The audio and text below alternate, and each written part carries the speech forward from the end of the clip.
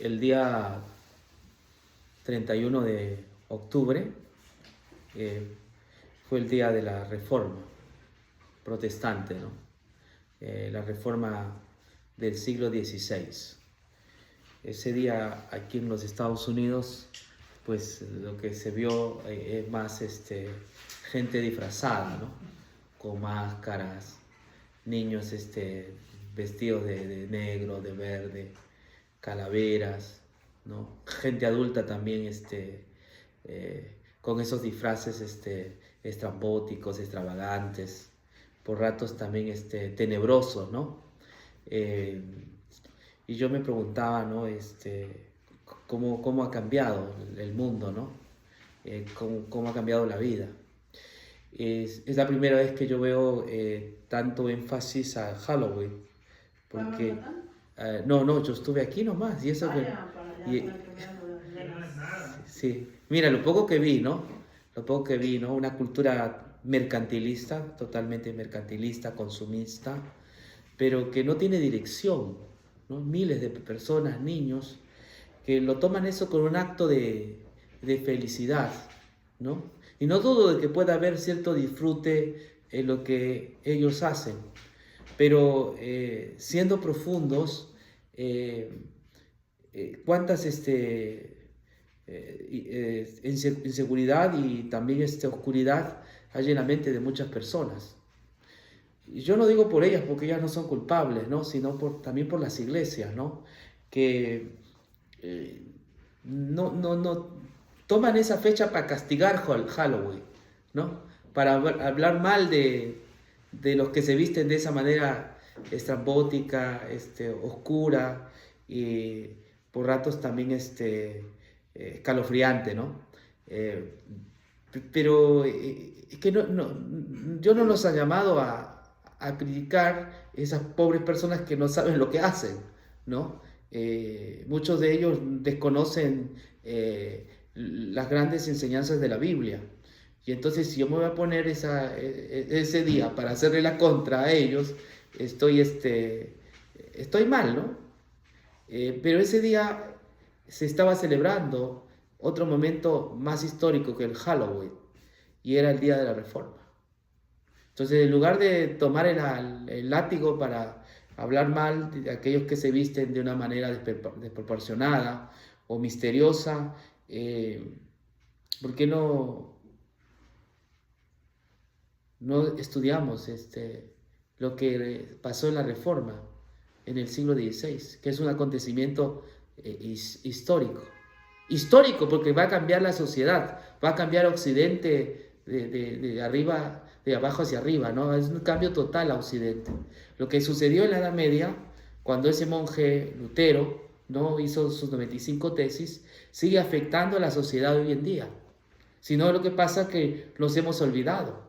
La propuesta de Lutero en sus 95 tesis va a hacer cambios sustanciales en la manera de pensar de la gente medieval, ¿no? Porque los medievales, ¿qué creían? Los medievales vivían al igual que la gente de Halloween en supersticiones, ¿no?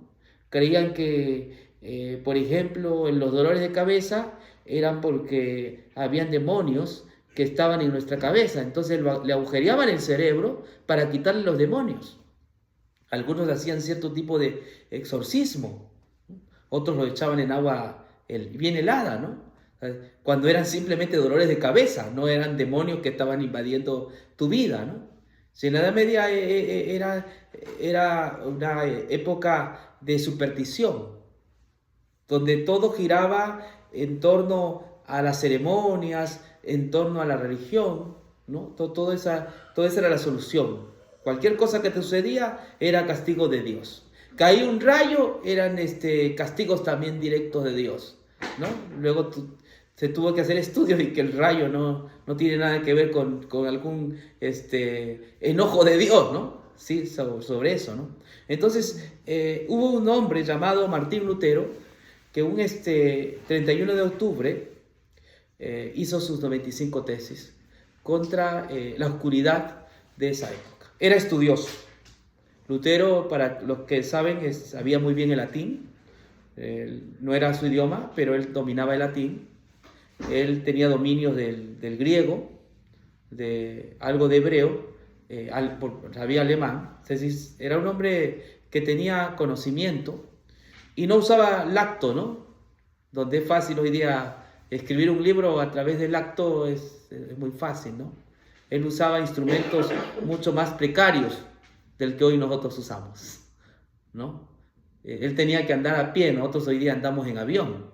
Si quiero consultar cualquier cosa y yo solamente le digo al chat GTP, dime tal cosa y él me lo va a decir. En cambio, él andaba a pie porque tenía que investigar, ¿no? ¿Dónde está aquí? ¿Dónde se dice esa cita? Y él tenía que investigar a los padres de la iglesia, investigar en las escrituras, y eso es andar a pie. Hoy nosotros corremos en un avión. Pero así él se tomó el tiempo para hacer sus 95 tesis. Hay algunos que creen que Lutero pegó las 95 tesis en la iglesia del castillo de Wittenberg el 31 de octubre. A ciencia cierta, no se sabe si eso es correcto o no, porque la única evidencia que tenemos que pegó las 95 tesis en el castillo de Wittenberg nos lo da Melanchthon Felipe, su discípulo, pero que él no estuvo en 1517, Melanchthon estuvo en 1518.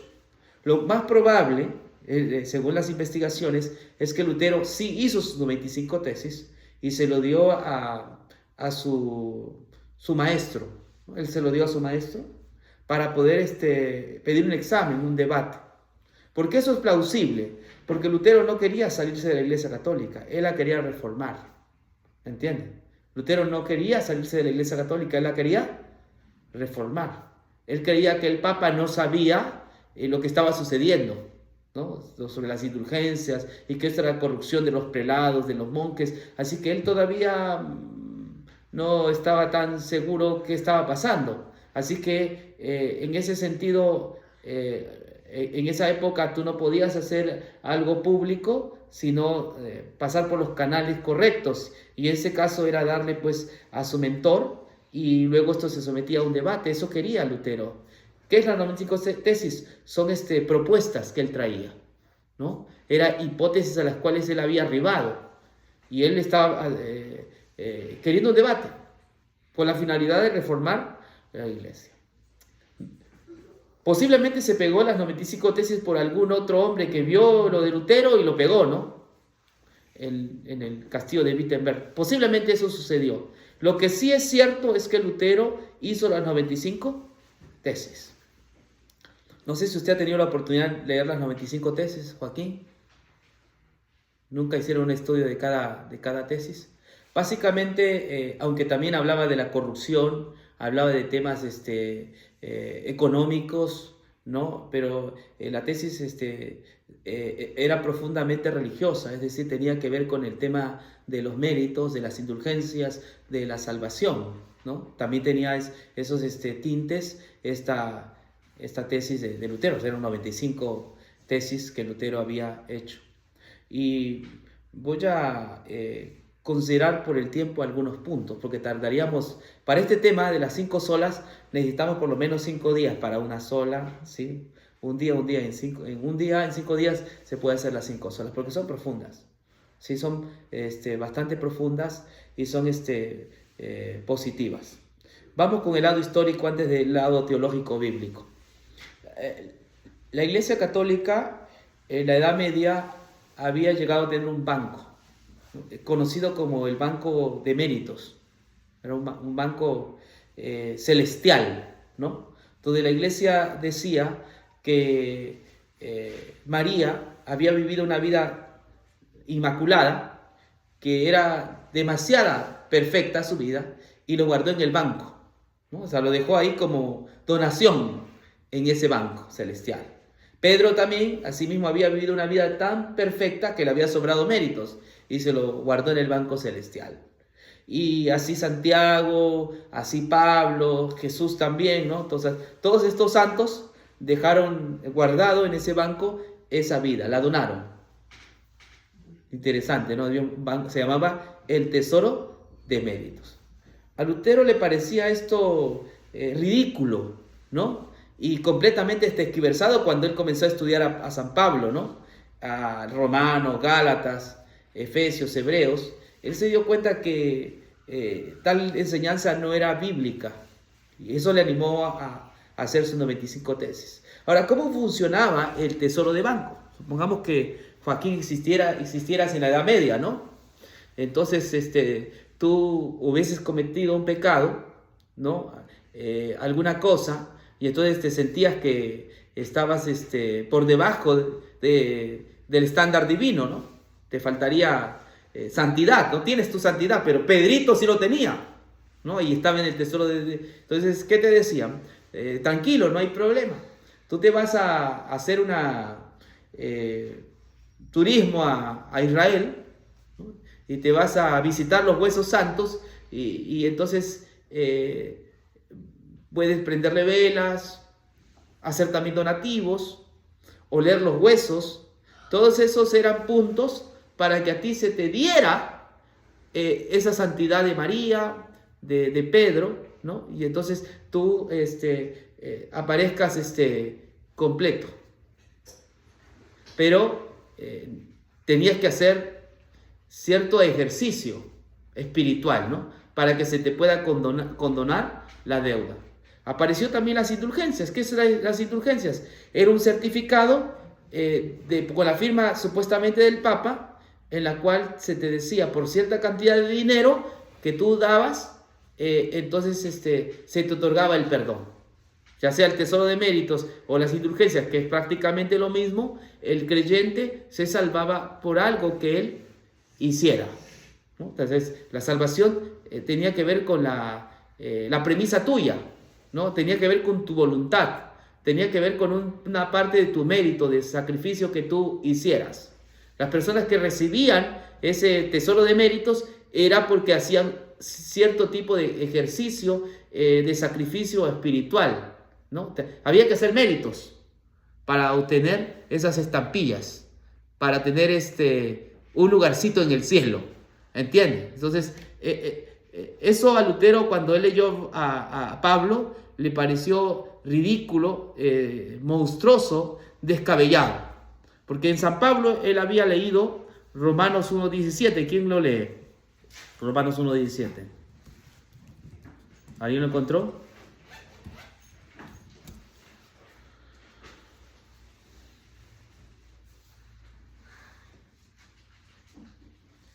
Porque en el Evangelio, ¿qué dice?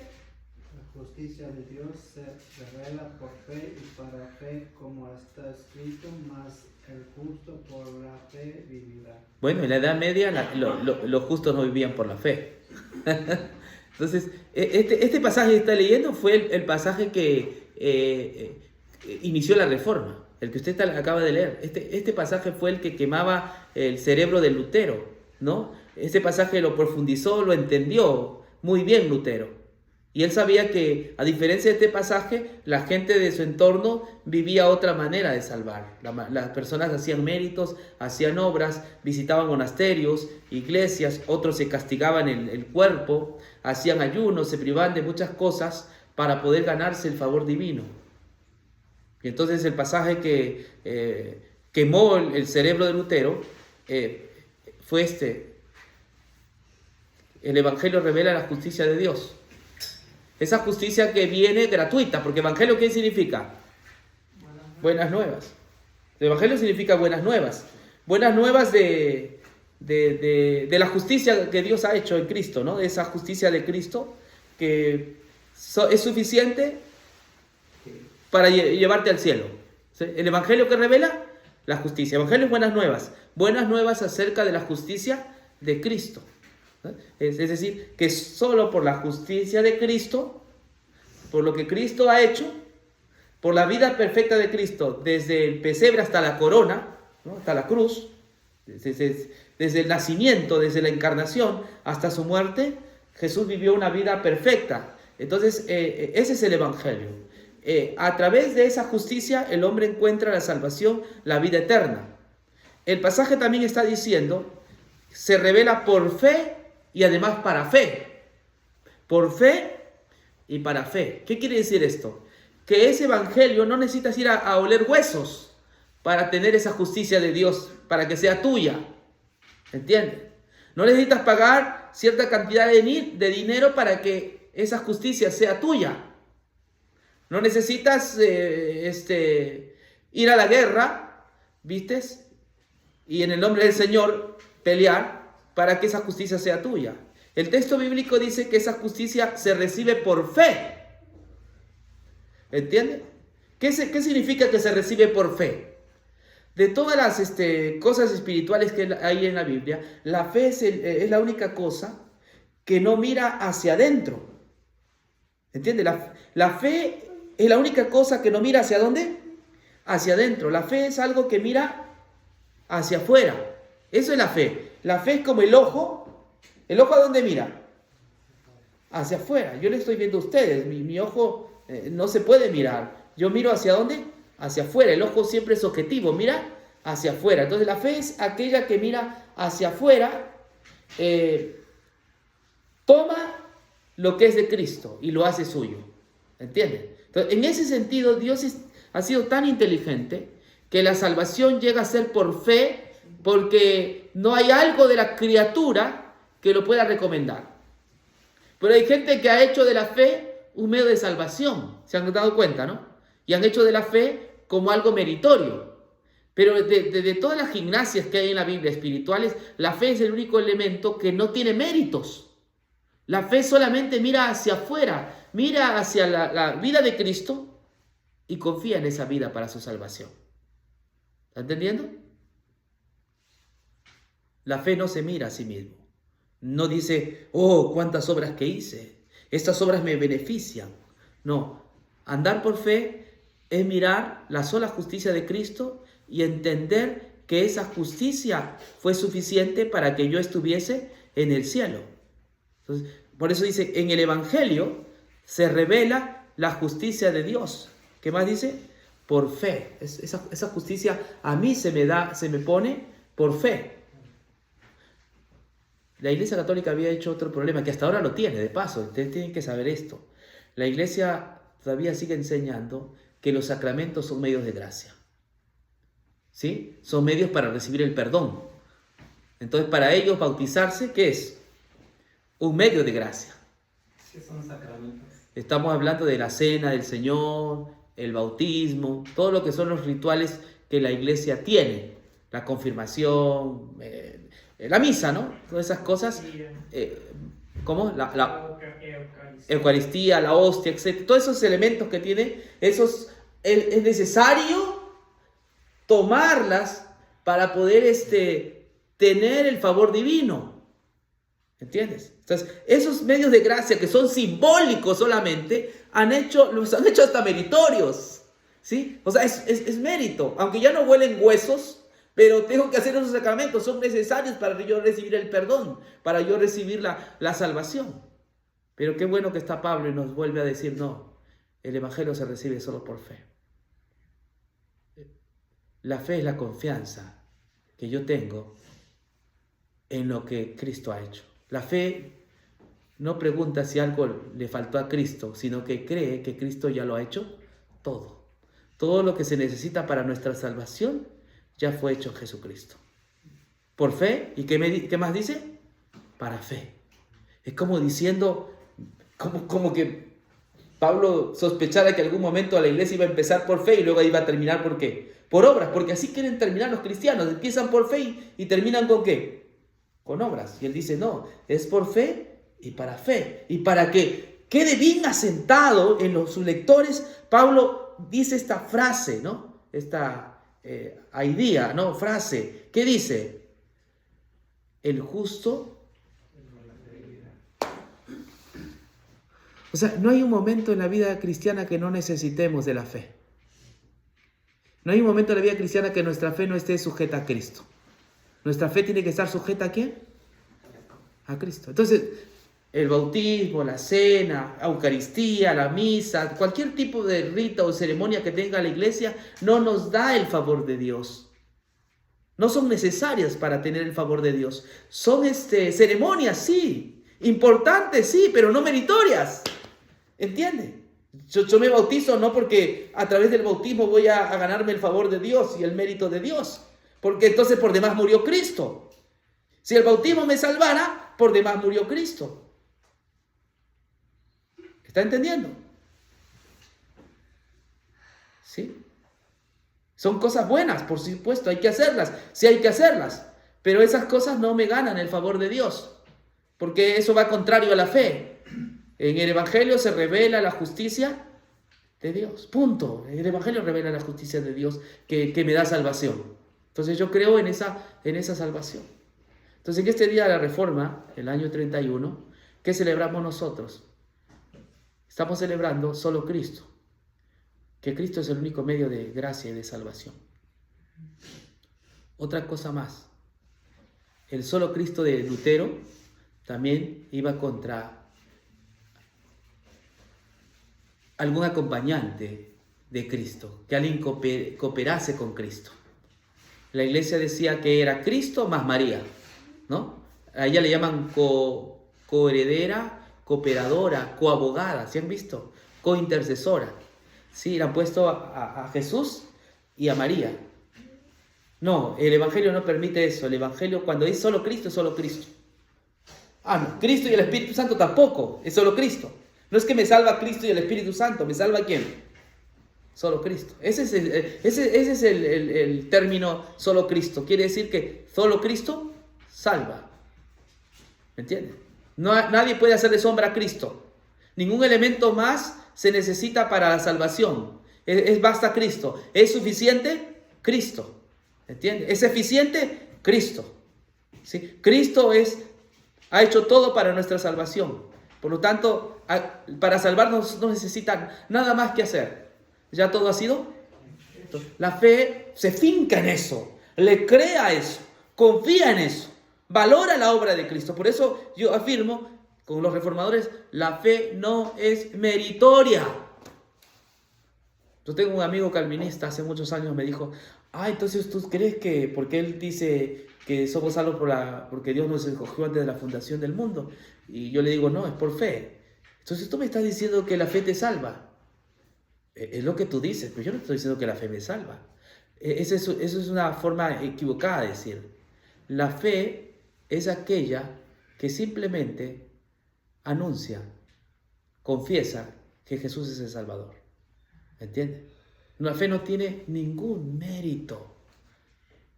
La fe solamente se apropia de Cristo. Es como que yo le voy a hacer un regalo. ¿Con qué me lo va a recibir? Tiene que recibirme con algo, ¿no? Con sus manos, ¿no? Te le doy un regalo, usted me recibe. Pero no hay mérito en su mano. ¿Hay mérito en qué? En el regalo. Lo que a usted le alegra, ¿qué es? El regalo, ¿sí? Pero no hay mérito en su mano. Hay mérito en el que le da. Hay mérito en el que le concede. En él hay mérito. No sé si alguna vez alguien ha hecho algún favor de gracia. Eso es. Le regaló $1,000, $2,000, $3,000, $5,000, no sé. Eso lo hizo, ¿por qué? Por gracia. Mañana, si usted quiere saber más de esto, mañana vamos a hablar de las 5 solas y hay muchos más elementos que nosotros vamos a tratar sobre este asunto tan importante para la fe cristiana. Y que lamentablemente, como dijimos la semana pasada, el posmodernismo es otro fenómeno que ha aparecido en este tiempo para distorsionar esto, ¿sí? Porque el posmodernismo está distorsionando esto. Nos está metiendo en una polémica, en un tema que no es nuestro. Nosotros es esto. Este es el Evangelio. Y todos los predicadores de hoy día evangélicos, en lugar de hablar del Evangelio, están combatiendo el posmodernismo. Dios no nos ha llamado a combatir el posmodernismo. Dios nos ha mandado a sentar las bases de la salvación. Punto. Los que quieren combatir y ser celotes, que combatan el posmodernismo. Nosotros no somos llamados a combatir el posmodernismo. Sí hay que enseñar, como les enseñé la vez pasada, la generación nuestra tiene que saber qué es el posmodernismo. Nuestros hijos tienen que saber lo que es el posmodernismo. Pero cómo el posmodernismo afecta el Evangelio, la verdad del Evangelio. Porque ese es el tema, ¿no? Pero en la iglesia de hoy día están combatiendo. Por ejemplo, hay un predicador llamado César Vidal, se ha hecho famoso. Y usted pone César Vidal y él combate el posmodernismo. Y se ha enganchado con el posmodernismo, la Agenda 2030, el globalismo, ¿me entiendes? Y todo este tipo de cosas. Hay muchos cristianos que están metidos en este tema, pero eso no es nuestro norte. Nuestro norte es el Evangelio. Porque lo que hace el posmodernismo, como hace también Trenton, el romanismo, es quitarnos la verdad del Evangelio. Nos quitó la verdad del Evangelio, nos quitó los ojos como Sansón y el cabello. La iglesia se queda sin poder. ¿Sí? Y no hablo del poder de autoridad, sino del poder de llevar la palabra a otras personas. Así que, ¿alguna pregunta? Entonces mañana los espero a las 11 o 10 para las 11, allí en Gookside, donde estudiaremos detenidamente este tema. Es valiosísimo y es importante. Esto no es jugar a la pelota, ¿no? A mí me gusta jugar a la pelota, pero esto tiene que ver mucho más con cosas más trascendentales, más fundamentales y que tienen que ver con nuestra eternidad. O sea, estos son temas valiosísimos, que tienen peso, digamos, nosotros son de peso.